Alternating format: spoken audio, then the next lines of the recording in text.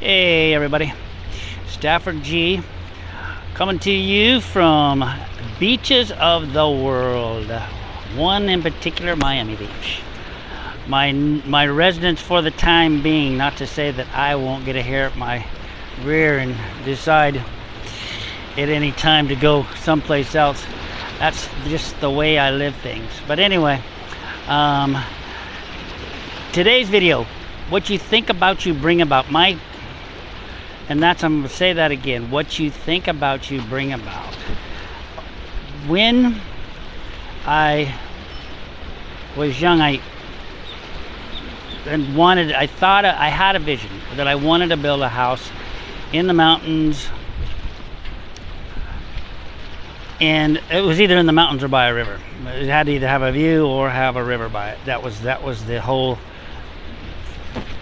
thought of where it's got to be. Okay, and it was in the mountains. I lived in the mountains in Park City, Utah. I was outside, I lived in some of the most gorgeous country that was ever around. So it was one of those things where I'm like, okay, now I get a subscription to a magazine called Home Magazine. Home Magazine at the time was, they just had pictures of beautiful homes all around. And so it was one of these things that I look in these magazines. I'm looking in these magazines all the time, looking at pictures, and eventually I get it so that I start cutting out things that look that are really unique to me, things that are really nice that I want, and I start putting them in just a file. It's like a scrapbook.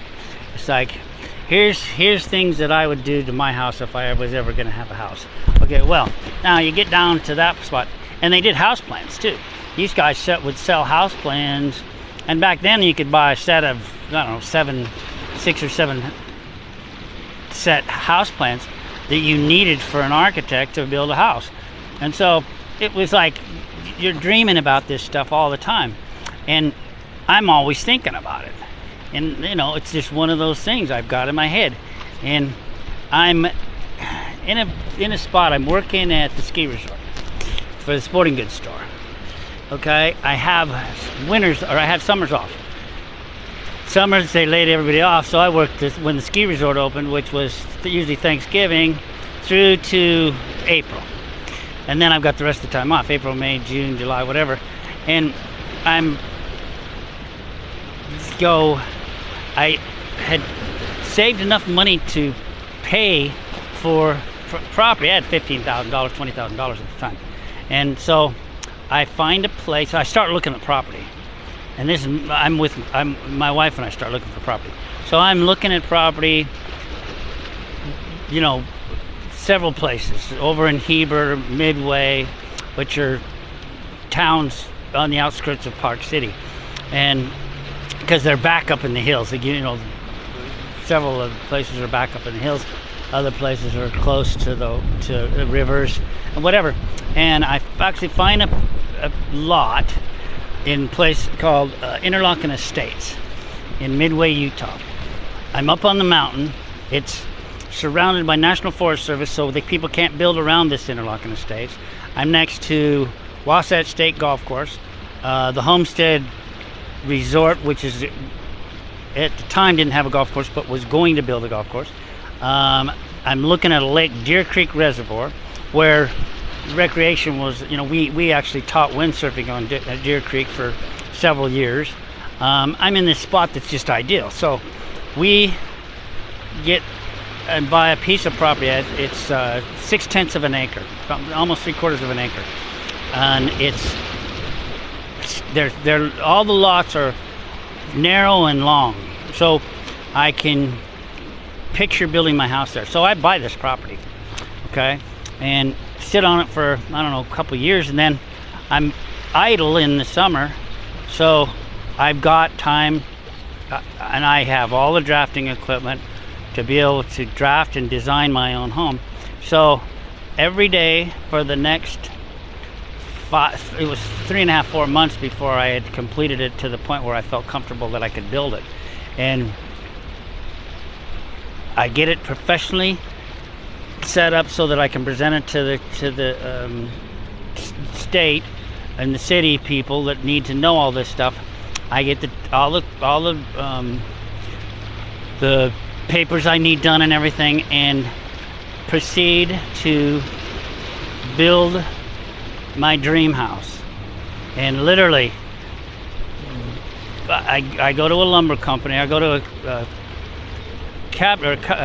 company that sold logs for cabins, and tell them exactly what I need. They help design with me. We work on what we're going to need for roof trusses, floor joists, plywood, whatever, because it's going to be all log. But in the interior, I'm going to make it sheetrock. I want it to be kind of a house. I don't want it to be some loggy thing. And I want to make the windows, I want to be able to see as much outside as I can, because this view I've got is insane. So I'm figuring out how, and I actually figured out how to put a front on the thing that was 28 feet wide and about 25 feet high of solid glass windows. And I don't want it flat. I want it to face, I want the front of it to face at an angle so I can see east and I can see west. So we've got to move the front of the nose of this cabin, which you look at as an A-frame, out 10 feet so that I've got a view of this beautiful scene I've got. And so I am able to put this thing together, figured out how to do it, because it had never been done. I don't think anybody, I never knew anybody. You got to get this boat coming in. I've never known anybody that was able to do what I did with the front of a house in a log cabin. And that was basically because it was something that was when you get a cabin, a log cabin, they can make saddle notches where the corners join, and they're always at a 45 degree. And so you've got to have some way to build the corner notch, or the corners where they meet, where the logs meet, and you've got to hand do them. You've got to hand physically do these things. So here I am, and I really have no idea how it's going to happen. I have no clue, but that's not going to stop me. So I'm building my house, right?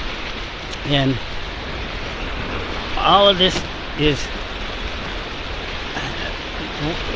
with the intentions. I'm like, I've never built a house before, but I'm going to do it. I'm going to make it happen. And this is really funny, because as I got to where I needed to hand do these corner notches, saddle notches for the front that were at an angle, I had ordered, and I have no clue why, but I had ordered books on log building and had never really read the books entirely. And when I needed to do this front, I went home, and lo and behold, it tells you how to cut saddle notches. And not angled saddle notches like I did, but saddle notches.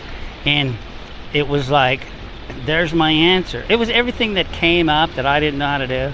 Somehow it would come to me. And we call that an inner vision or sixth sense, where when your mind has an idea about something and you're able to